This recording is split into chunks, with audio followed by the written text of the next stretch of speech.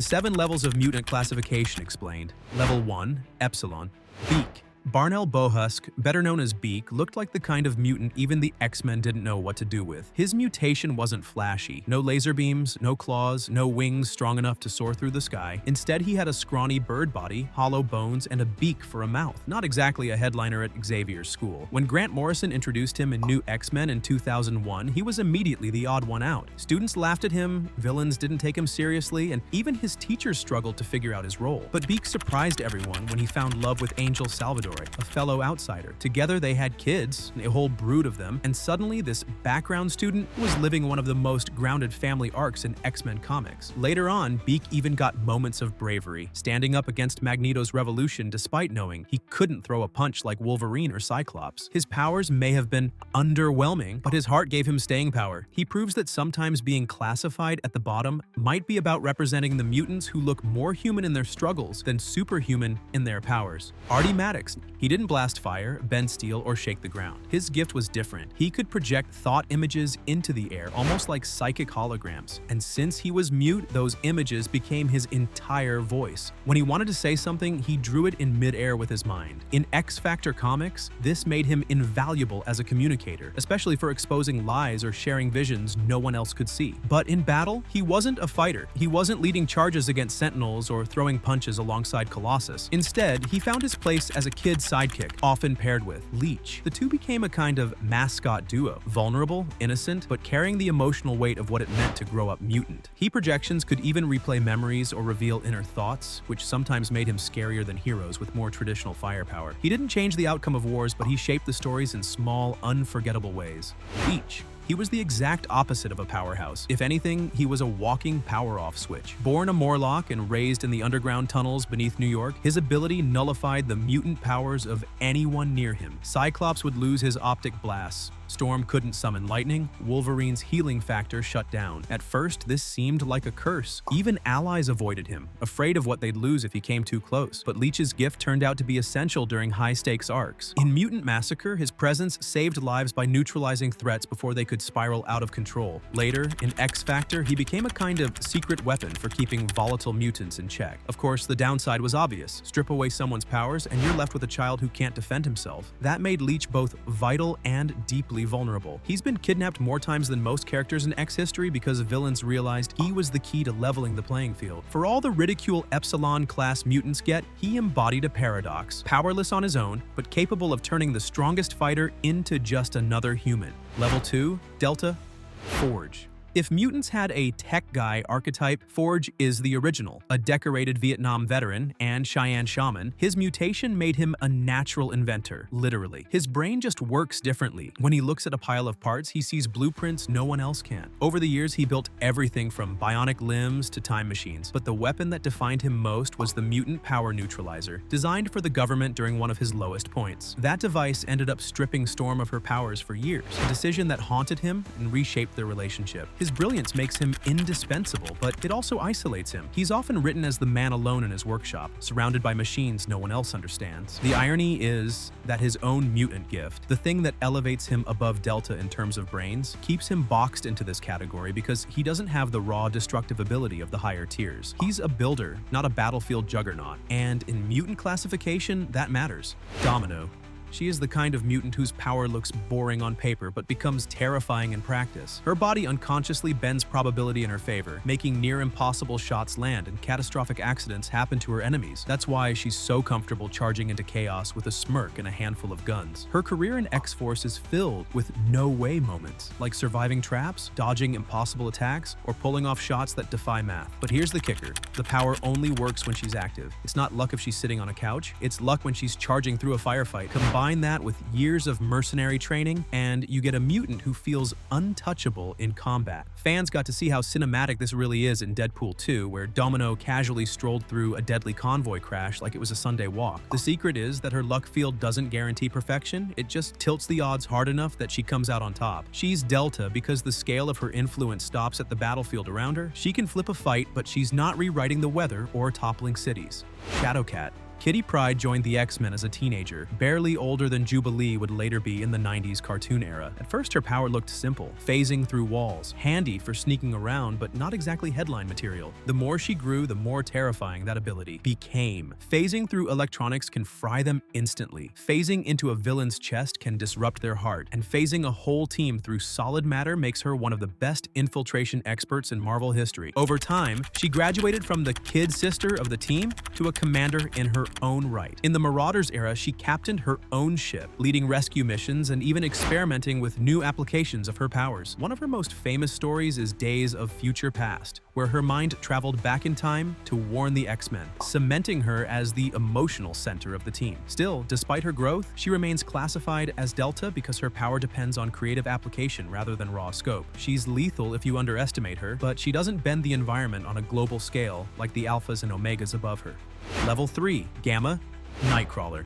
Kurt Wagner has been many things: circus acrobat, priest, pirate, X-Man, but at the heart of it all is one of the most versatile power sets in the Gamma class. His teleportation works by slipping through another dimension, vanishing with that signature BAMF cloud of brimstone and sulfur. It's not just a party trick. Nightcrawler can move an entire team through walls, dodge a sentinel blast mid-flight, or reappear behind an enemy with his tail already wrapped around their weapon. The limits are clear. Line of sight matters, and too much strain risks serious injury or even teleporting into solid objects, but Kurt has honed his ability to the point where he can bounce rapidly in combat, hitting multiple points before an opponent can react. His agility and swashbuckling flair make the power look effortless. Beyond the battlefield, his deep Catholic faith, his role as a moral compass, and his leadership in books like Excalibur give him weight that goes far beyond teleportation. He's a Gamma mutant because his ceiling is tactical, not planetary, but within that lane, he's one of the most beloved and effective X-Men ever created.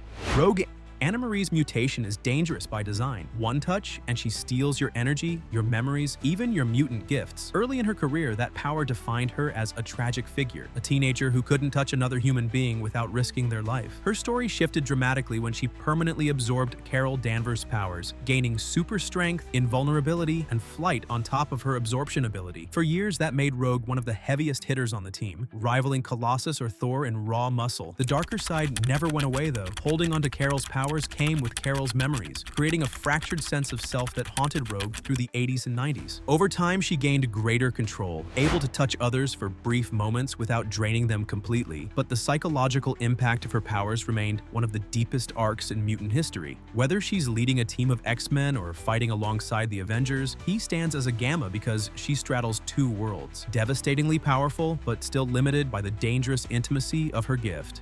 Jubilee. Introduced at the tail end of the 80s, Jubilation Lee became the face of a new generation of X-Men thanks to one iconic ability, shooting colorful plasma bursts that looked like fireworks. At first, she was comic relief, the mall rat teen tagging along with Wolverine and uncanny X-Men, and becoming the breakout star of the 1992 animated series. For many fans, she was the entry point into the X-Men mythos. Her powers started small, more distracting than destructive, but over time writers leaned into their potential. Those fireworks could become concussive blasts, strong enough to knock down sentinels or destroy structures. Then came the wild swings. She lost her powers on M-Day, became a vampire during the Curse of the Mutant storyline, and eventually had her mutant gift restored in recent continuity. Through it all, Jubilee has remained one of the most recognizable mutants in pop culture. Her ceiling is inconsistent. Sometimes she's firing off explosions. Other times, she's sidelined as comic relief, but her role in the franchise is undeniable. Few mutants embody the era they were created in quite like Jubilee, sunglasses, bubblegum, and all.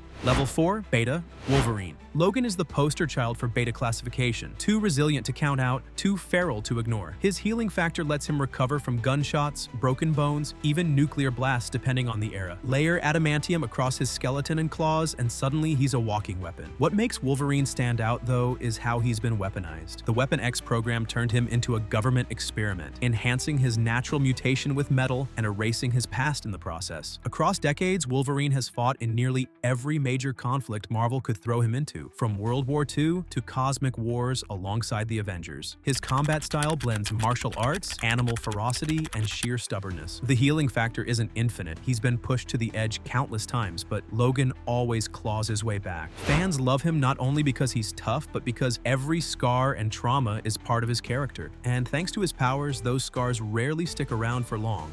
Angel. Warren Worthington III started out as the golden boy of Xavier's original 5. His mutation looked like a blessing, perfect feathered wings that gave him flight, speed, and endurance in the air. For years, he embodied the archetype of the superheroic angel, even adopting the alias Avenging Angel. That changed when Apocalypse captured him and transformed him into Archangel, replacing his organic wings with razor-sharp metal blades that could slice steel and launch volleys like deadly arrows. The upgrade also came with a darker personality, pulling Warren into Apocalypse's service and creating one of the most iconic, corrupted hero arcs in X-Men history. Later stories showed him bouncing between the two sides of himself, the noble heir turned philanthropist and the grim reaper with metallic wings. In more recent years, he's alternated between the two forms, sometimes balancing both identities. Angel belongs in beta because while his powers make him one of the most visually striking mutants, his ceiling is tied to aerial combat and transformation. He's devastating in the right conditions, but he's not bending the laws of reality or rewriting history like the heavy hitters above him. Gambit.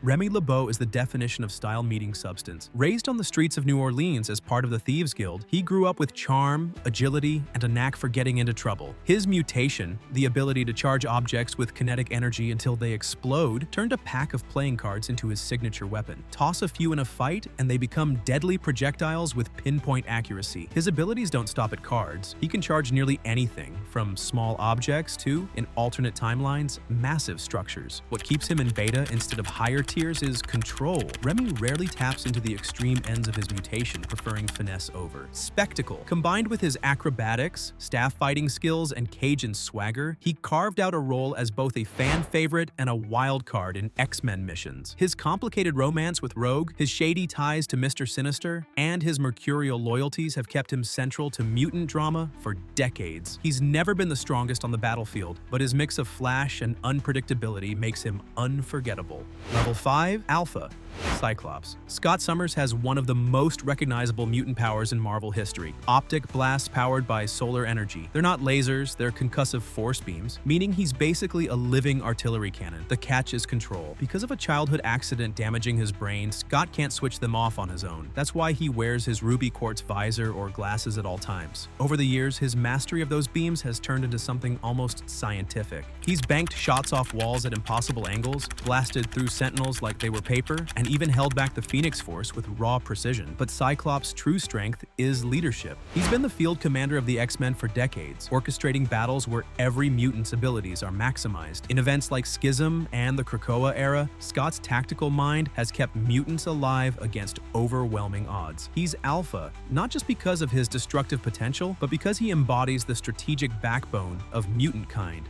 Namor. He was Marvel's first mutant hero, debuting back in 1939, before the concept of mutants even existed. His Atlantean physiology makes him a powerhouse underwater, with strength rivaling the Hulk in certain storylines, near invulnerability, and the to breathe on land and sea. And then there are the wings on his ankles, small but functional enough to grant him flight. He has gone toe-to-toe with the Avengers, the Fantastic Four, and pretty much anyone who crosses him. But what elevates him in mutant classification is more than raw strength, it's politics. As the king of Atlantis, Namor brings armies with him. His decision to ally or oppose mutants can change the balance of power overnight. During events like Avengers vs. X-Men, his unleashing of the Phoenix Force on Wakanda flooded an entire nation. His temper and arrogance are legendary, but so is his ability to dominate both the battlefield and the geopolitical stage. He belongs at Alpha because his influence stretches beyond personal feats. It extends to kingdoms, alliances, and global conflicts. Storm. Ororo Munroe is one of the most iconic mutants ever created. Born with the ability to manipulate weather, she can summon lightning, control wind currents, adjust atmospheric pressure, and even change climates across regions. Her powers scale from the micro,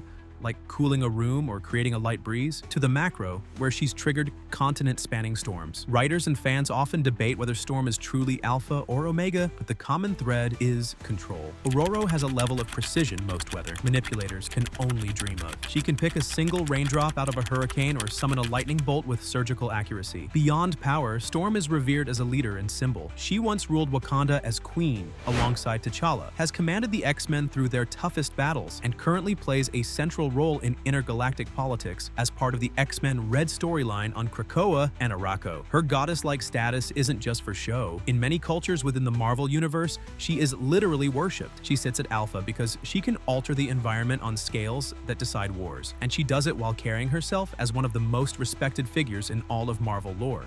Level 6, Omega, Jean Grey. Her power curve is one of the most famous in all of comics. She started out as one of Xavier's first students, with telekinesis that let her move objects and telepathy that grew over time. Then came the Phoenix. Bonding with the cosmic force elevated her from an already powerful mutant to a galactic-scale presence. Even without the Phoenix, Jean is recognized as an Omega-level telepath, capable of linking entire populations through mindscapes, erasing or rewriting memories, and fighting psychic battles that play out like wars in the astral plane. Her telekinesis has been refined to the point of simultaneously manipulating dozens of targets with surgical accuracy. The Phoenix Saga cemented her as a symbol of unchecked power and tragedy, and to this day she represents the idea of a mutant whose abilities have no definable ceiling. In Krakoa-era stories, she has balanced her Phoenix legacy while stepping fully into her Omega classification, reaffirming that her mind alone can change the course of history. Magneto. Eric Lensher embodies the phrase, master of magnetism. His control of electromagnetic forces is planetary-scale manipulation. He's lifted entire submarines, thrown tanks through the air, and an ultimatum even shifted Earth's magnetic poles. His force fields have held back nuclear blasts, and his ability to manipulate electrical currents lets him disable tech with a thought. Beyond the physics feats, he is defined by ideology.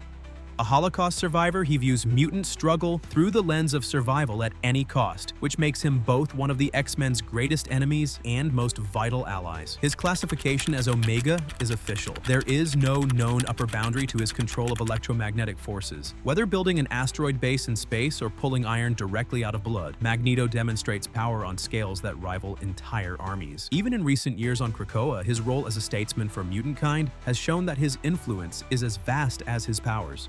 Iceman. Bobby Drake was once the comic relief of the original X-Men lineup. Snowballs, ice slides, and jokes kept him from being taken seriously. But as writers leaned deeper into his mutation, it became clear that his power was virtually limitless. Iceman doesn't just create ice, he manipulates temperature at the molecular level. He can freeze oceans, control bodies of water, and even transform himself into living ice. That last ability gives him near immortality. If his body shatters, he can reconstitute from vapor or water nearby. In modern continuity, he has been shown to alter global climates, create massive constructs, and split into multiple ice avatars at once. The true limit to Iceman has never been his mutation, but his creativity and confidence. Writers like Mike Carey and Sina Grace leaned into this, showing Bobby coming to terms with his Omega status and exploring how dangerous he could become. Level 7, Beyond Omega, Franklin Richards. As the son of Reed Richards and Sue Storm of the Fantastic Four, his lineage alone made him special, but his mutation pushed him into uncharted territory. Franklin's ability is reality manipulation, not illusions or minor tweaks, but full-scale restructuring of the universe. He once created an entire pocket universe during Heroes Reborn and has rewritten physical laws on a whim. For decades, he's been described as an Omega-level mutant whose powers rank on a cosmic scale, placing him alongside beings like Galactus in terms of potential impact. In more recent Marvel continuity, his status as a mutant has been complicated. The Krakoa era revealed that his X gene wasn't natural, but the result of self-alteration, leading to him being retconned out of mutant identity for a time. Even with that wrinkle, he remains one of the most powerful characters in Marvel history. His feats go beyond what any classification system can measure. Vulcan. Gabriel Summers, long-lost brother of Cyclops and Havoc, exploded into X-Men lore with powers that demanded immediate attention. His mutation gives him command over nearly every form of energy, absorbing, redirecting, and weaponizing it at will. He's snuffed out other mutants' abilities, unleashed devastating blasts in battle, and even manipulated magical energy sources. Vulcan's rise was as fast as it was destructive. After being discovered alive on Krakoa, his history as a former Shi'ar emperor came rushing back. This was a mutant who once led an interstellar empire and crushed resistance with sheer force. His instability makes him dangerous not only to his enemies but to his own people. At his peak, he has fought entire teams at once and emerged standing, cementing his place among the most fearsome mutants alive. Scarlet Witch. Wanda Maximoff has always been a figure who defies easy labels. Originally introduced as a mutant with hex powers that bent probability, her abilities evolved into something far more formidable, chaos magic capable of rewriting reality itself. The most infamous moment came came in House of M when she uttered 3 words, "No more mutants," and depowered nearly the entire mutant population. That single act reshaped Marvel continuity for years, wiping out 90% of mutants worldwide. Later stories redefined her as a wielder of chaos magic rather than a true mutant, complicating her place in mutant history. Even so, her feats remain some of the most reality-breaking in comics. Wanda has restored lost souls, altered timelines, and battled entities that stand on a cosmic scale. Few characters in Marvel inspire as much fear and reverence as Scarlet Witch because her powers rewrite the rules of existence. And that's it. Now to you, out of every mutant across these levels, who do you think you'd actually want to live as? Powers, baggage, and all? Comment down below as you leave a like, subscribe, and turn on the notification bell for more amazing videos like this one.